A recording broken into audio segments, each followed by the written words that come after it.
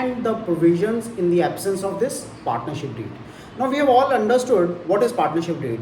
हमने previous slides में भी इसको डिस्कस किया. पार्टनरशिप डीड का मतलब होता है वो एग्रीमेंट जो पार्टनर्स करते हैं before entering into the partnership. ये इंपॉर्टेंट बिल्कुल भी नहीं है. हाँ, अगर कर लेते हो तो कन्फ्लिक्ट्स अराइज नहीं होंगे. सो इसलिए ये इंपॉर्टेंट बन जाता है, राइट. सो पार्टनरशिप डीड को हम आर्टिकल्स ऑफ पार्टनरशिप भी कहते हैं. This is nothing more than an agreement between the partners as such. ये जो पार्टनरशिप डीड है ये रिटन में भी हो सकती है, ऑरल में भी हो सकती है. सो लॉ ने ऐसा कुछ नहीं बोला कि पार्टनरशिप जो है वो सिर्फ रिटन में ही एग्रीमेंट करेंगे. No, partners can agree to the terms and conditions in writing और in oral form as well. So what does it contain? Contain का मतलब क्या है? ये जो इसमें डॉक्यूमेंट्स में जो चीज़ें दी हुई हैं, जो पार्टनरशिप डीड में चीज़ें दी हुई हैं, यही चीज़ें हैं जो पार्टनर के रिलेशंस को डिफाइन करती हैं. पार्टनर्स के रिलेशन को डिफाइन कैसे करती हैं ये चीज़ें? ये बताती हैं कोई भी पार्टनर कैसे एक्ट करेगा, कितनी उसकी लाइबिलिटी होगी, क्यों वो ऐसे एक्ट करेगा, क्या टाइप ऑफ पार्टनरशिप है. सो ये सब चीज़ें हमें ये पार्टनरशिप डीड बताती है. अब इसमें क्या क्या चीज़ें होती हैं? Start up with terms and conditions of the partnership, right. It contains the rights, duties and obligations of all the partners. जितने भी हमारे पार्टनर्स हैं, क्या राइट्स होंगे, क्या उनकी ड्यूटीज़ होंगी, क्या ऑब्लिगेशंस हैं. So principal and agent behave करते हैं ना वो लोग. सो क्या ऑब्लिगेशन होंगी. The name and addresses of the partnership form, nature of the business, lawful business होना चाहिए, बस इतना ध्यान रखना. टू बी कंडक्टेड एंड कितने ड्यूरेशन के लिए. अगर आपने एक सड़क का प्रोजेक्ट बनाना है, एक सड़क बनानी है, उस सड़क बनाने के लिए आपने एक पार्टनरशिप फर्म अगर फॉर्म कर लिया है तो पार्टनरशिप फर्म की ड्यूरेशन क्या होगी? कोई पर्टिकुलर टाइम पीरियड है या एट विल है, राइट. सो वो नेचर ऑफ बिजनेस क्या होगा, क्या नेम, एड्रेस, बाकी इंफॉर्मेशन पार्टनर्स की क्या होगी. अमाउंट ऑफ कैपिटल कंट्रीब्यूशन, सबसे इंपॉर्टेंट. पार्टनर्स बनते क्यों हैं? या तो कैपिटल के लिए या गुडविल के लिए. सो अगर कैपिटल कंट्रीब्यूशन है तो कितनी है? हर एक पार्टनर ने कितना कैपिटल कंट्रीब्यूट किया है, कितनी ड्राइंग्स परमिसेबल हैं पार्टनर को. अगर कोई पार्टनर को पैसे की ज़रूरत है इन बिटवीन द पार्टनरशिप, सो कितनी ड्राइंग्स वो कर सकता है. सो हर एक पार्टनर को कितनी परमिसेबल है. द रेट ऑफ इंटरेस्ट, उस कैपिटल के ऊपर इंटरेस्ट ऑन कैपिटल कितना डलेगा, एंड इंटरेस्ट ऑन ड्राइंग्स, जो उसने ड्राइंग्स की हैं उस पर कितना चार्ज होगा. Whether interest on drawings is charge on drawings, on capital और drawings of profit. Profit sharing ratio, partners के बीच में क्या प्रॉफिट शेयरिंग रेशो होगी. This also contains an important aspect of this partnership deed. इसमें सबसे important ये है कि पार्टनरशिप डीड कंपल्सरी तो है नहीं, बट इंपॉर्टेंट क्यों है ये हम पढ़ेंगे.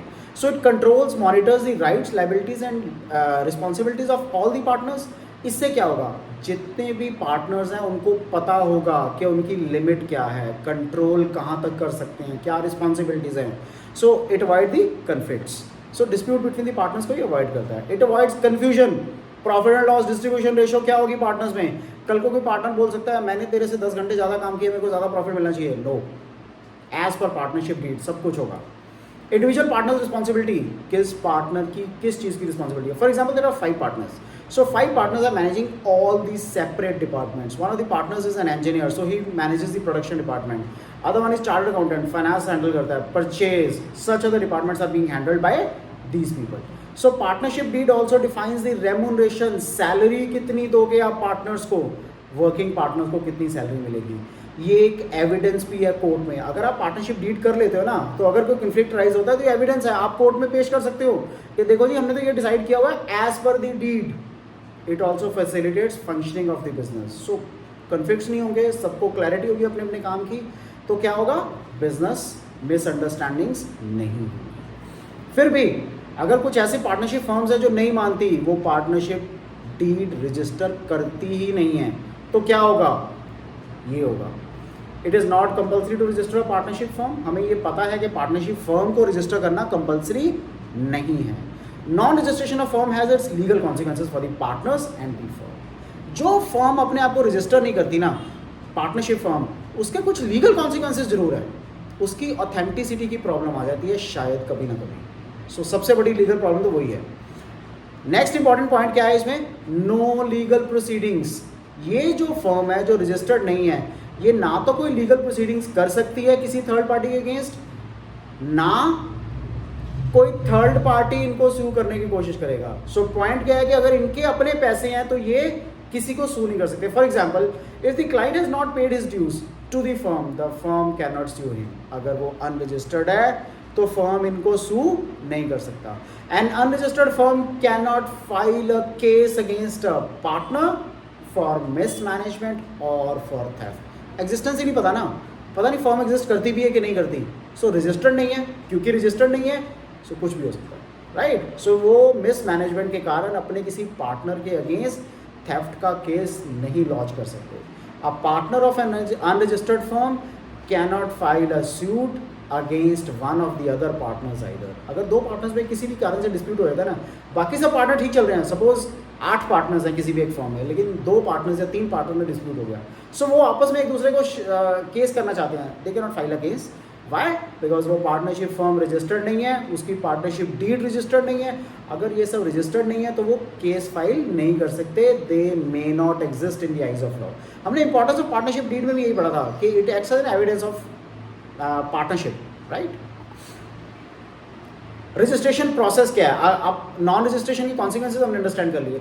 रजिस्ट्रेशन प्रोसेस बहुत ही सिंपल प्रोसेस है पार्टनरशिप फॉर्म्स को रजिस्टर करने का। सो सबसे पहले under section 58 of the Indian partnership act 1932 a firm may be registered at any time by filing an application with the registrar of firms, उस area के in which the place of business of the firm is situated, उस firm का जहाँ पे business है और it is propose to be situated, जहाँ पे बिजनेस होने वाला है, right. What is the checklist? Partnership deed होनी चाहिए, उसमें प्रूफ होना चाहिए। किस चीज़ का प्रूफ? प्लेस ऑफ बिजनेस का। रेजिडेंशियल प्रूफ होना चाहिए सारे पार्टनर्स का, फोटोग्राफ होनी चाहिए सारे पार्टनर्स की, एंड जो फीस प्रिस्क्राइब्ड है वो फीस आपने पे की होनी चाहिए साथ में। अगर आपके ये 5 फॉर्मेलिटीज कंप्लीट हैं तो आप अपनी पार्टनरशिप फर्म को रजिस्टर कर सकते हो। क्लियर? क्या होता है अगर पार्टनरशिप डीड रजिस्टर्ड नहीं है?